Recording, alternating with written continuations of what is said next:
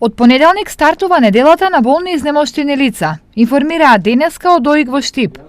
Тоа значи во работното време на ОИК од 9 до 19 часот, лицата ќе може да дојдат и да поднесат своја документација, за да им се овозможи да гласаат ден пред одржување на гласањето на референдумот. Да се има потврда од матичен доктор во кој ќе биде наведена диагнозата на пациентот, но таа потврда да биде подкрепена со специјалистички извештај или извештај од специјалист.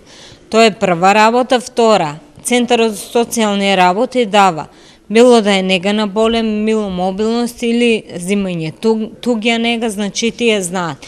Сите тие документи варираат и успеваат за да влезат гласање болно и немокно или изнемоштено лице или гласање дом. Луѓето кои гласаат дома се прави во сабота, како што е и затвор. Се финализира и формирањето на избирачките одбори.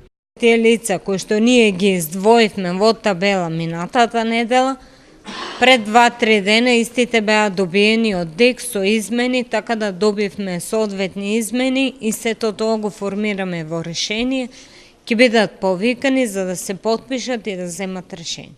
Повикот за пријавување за наблюдувачи трае до 27 овој месец. А кој како ќе биде именуван и распореден за наблюдување на текот на гласањето на 30 септември ќе појаснат од ИК. За сега бројот на гласачи не се објавува, но е познат бројот на избирачки места – 77. 3 се укинати поради минималниот број на евидентирани гласачи.